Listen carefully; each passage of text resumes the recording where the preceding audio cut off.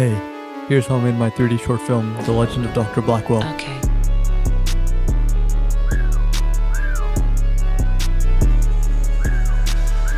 This was an over 130 hour long project made on Blender for fun. It all began with a university assignment on character design where we had to design characters. So I came up with this fella, Dr. Blackwell, a plague doctor horrifically disfigured and altered by the dark arts, now in the form of a horrid beast. He blurs the line between a healer and a monster. Now, the idea of a 3D short came to me because my drawing abilities are, let's just say, conceptual. So I thought, let's just make a 3D short film out of this. So one day in class, I scribbled out some truly rough storyboards, then cleaned them up digitally, then made a rough animatic for timing, and once I had that, I was contractually obligated by my own ego to make the whole thing. I started by gathering references, movies, forests, plague doctors, churches, lots of churches, basically anything medieval that looked pretty spooky. The goal of Act 1 was simple. First, establish that this takes place somewhere in medieval Europe and showed that the villagers of this town have been hunting some beast, a widely known cryptid feared by all. A kid runs up to a pastor to report that the men have found the creature, and then we revealed that Blackwell himself is perched atop the roof, or a farming. So that was the idea. I started by modeling a pretty big church based on other European megachurches because I really wanted that sense of scale for the beast. Then I modeled all the smaller props like the pews, chandeliers, books, and the candles. All the candles individually. Just kidding, it's just one duplicated a bunch of times. Fun fact though, all the candle flames are just PNG sequences slapped onto planes with emission. So that looks pretty cool. Now, when I first tried to light the scene, I was so bummed out because it kinda looked like this. And I took a break, a pretty long one, because I thought, damn, maybe I'm not built for this. But then I returned, and I tried again, but harder, and it looked better. Way better. After that, I sculpted the pastor at the front of the church. Mind you, I have basically never actually sculpted anything before. So I went down a deep rabbit hole trying to study human facial anatomy and old people faces. A lot of old people faces. And I came up with this. Then I gave him skin and eyeballs. Trying to model his hair though, I don't know, I guess it kinda looks like hair an old person would have, but I'm not too proud of it. For the title card, I wanted it to appear diegetically in the film, so in Photoshop I collaged together a bunch of medieval books and archaic elements to create something that felt like it was from an ancient bestiary. Now we're on the outside. I used tons of references for the exterior build of the church too. Pillar here, pillar there, big windows. I made these ornament things too, which you definitely can't see because it's so dark. Once the church exterior was done though, I realized the landscape looked painfully empty. So I used Blender's GScatter add-on to throw plants and trees everywhere. This was definitely not good for render times, but it was needed to make the scene juicy. At this point, I finally thought, maybe I should actually model the creature the film is based on. So I did. First, hard surface modeling, then I retopologized his mask and then sculpted the shape to really exaggerate the plague doctor beak. I found these really cool stitch brushes which I used to sculpt on the stitches, which I think add a lot. After that, I modeled his neck and rigged it with like 4 bones. In hindsight though, he definitely needed way more. Also, I decided to chop off an arm because it adds character or something. Next up, clothes. But Blender's cloth simulations kinda destroy performance, so I hopped into Marvel's Designer and tried to learn basic tailoring. Boom, got him dripped out. After that, I textured him and his clothes in Substance Painter, which was also my first time using it. Layering cloth, dirt, grime, and blood. I wanted to add rips to his clothes and make them tattered, but individually cutting holes out of the mesh would have been horrifying, so I essentially faked the rips using an alpha map to make parts fully transparent. Since most of the film does take place in the rain, I baked in the raindrops onto his textures so he'd stay soaking wet the whole time. Then finally, I modeled his cape and used wind physics on it to give him a pretty sick silhouette. Once the church sequence was finally behind me, the story shifted to a completely different setting. This scene is meant to show a man who joins the hunt for the beast. Before he goes though, he leaves his father, who's old, frail, and ravaged by the plague, alone in his isolated hut.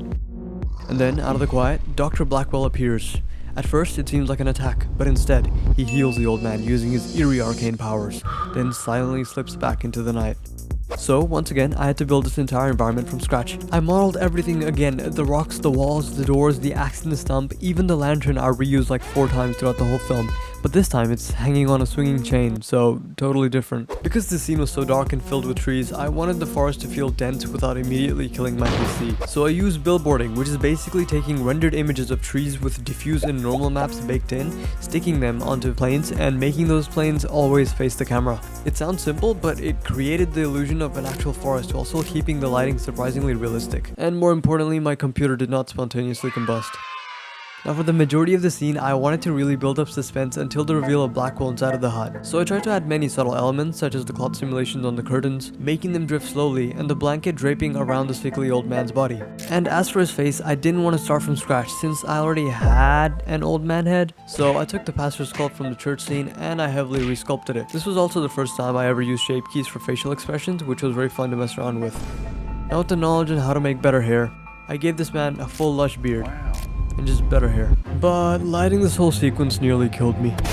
Each shot had a different purpose. There was the narrow hallway, the room reveal, and the behind the head shot of Blackwell appearing. And each one kind of needed its own lighting setup because they're all focusing on different aspects. So I tried to keep them visually related while still trying to make sure each shot carried the right mood, but honestly I feel like I kind of failed. Now for Blackwell's reveal in this scene, I wanted him to be timed with both the lightning and the music. I wanted his presence to feel big, like he can barely fit in the room.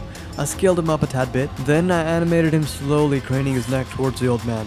But visualizing his healing powers was a bit of a struggle. The best I could come up with was particles emitting from his claws, which I wouldn't say was my most creative decision. Side quest. Out of nowhere, I decided I absolutely needed a 3D printed Dr. Blackwell figurine, so I did that. First I baked a pose with cloth and cape physics, exported it as an STL, sliced it in Bamboo Lab, and printed it on my Bamboo A1 3D printer. The print did fail halfway through, printing out the bottom half but messing up the top completely, so I printed the upper half separately and then I glued it on, which surprisingly worked and saved me like 10 hours. Then I painted over it layer by layer with acrylic, and then finished with a gloss coat so he'd look wet, just like in the film. Okay, side quest over. Act 3, the finale. This is where everything comes to a head. The villagers finally corner Dr. Blackwell at a tall tree deep in the forest. They chant, march, and raise their torches trying to hunt the beast down. Suddenly, Blackwell has had enough. His neutral green eyes slowly shift to a deep dark red. After that, we cut to the next morning. We slowly see the aftermath. The villagers are gone, and scattered around the forest floors are the only things he left behind. Their gruesomely eviscerated limbs. It is the final reveal of what happened that night. To actually make the scene, I started the way I always do, with blockouts. Just rough shapes to figure out where everything goes and what moves where when. But I'm gonna be honest, by this point in the project I was so burnt out, I knew if I tried modeling every single villager from scratch I would realistically never finish, and maybe even scrap the whole thing. So I made a strategic decision. I downloaded a human rig and threw some medieval clothing on him. Then I animated each villager with walk cycles and different weapons. Then there were the faces. I had two options, either sculpt brand new faces for each villager, or use 3D scans of my friends. Naturally, I chose the second option because it was way easier and way funnier. The downside though, their mouths don't open and they have basically zero facial expressions, which kinda sucks. Now, the camera movement and the lighting for this entire shot took forever. Every branch, every character, Dr. Blackwell, and the trunk of the tree had to be readable. I would say it was one of the most ambitious shots in the whole film, and I spent an absurd amount of time trying to make it look good. Then came the final shot, the very first daytime shot. It was a pretty big change from the rest of the film, and I wanted it to feel like something had changed. I started by taking a skeleton model and combining it with the villager's hand, then chopped and distorted it until it looked pretty visceral as the severed hand is still gripping the charred torch. Surrounded by splattered blood everywhere, the idea was to make the massacre very clear, but looking back, the shot might have been a bit too quick, and it kinda comes off a little confusing. Now once all the 3D work was actually done, I realized the renders looked flat, like painfully flat. That's when I discovered how powerful Blender's compositing actually is. A few notes here, some color correction here, a bit of bloom and lens dirt, and damn, everything looks so much more juicy and alive. Then came rendering over 4,000 frames. Mind you, each frame on average takes about a minute to render. This most definitely counts as PC abuse, as my 3060 Ti fought for its life for like 3 weeks straight, just booming out frames non-stop. My room temperature literally rose every night, and I mean, low-key it was just a space heater at that point. Once all the rendering was done, I sequenced all the clips together according to the animatic, and then I moved on to sound design, which is adding layers and layers of audio like footsteps, ambience, cloth rustling, fire crackles, and a lot of rain sounds. And finally, after editing everything together, it was done. The film was real. A huge thank you to everyone who helped and supported me throughout all this. It genuinely means the world. And an extra massive shout out to Danny, Laurie, Lucas, and Ethan for helping out with the voice acting. And if you've somehow made it this far and still haven't seen the short film, please go check it out. With that, thanks for watching.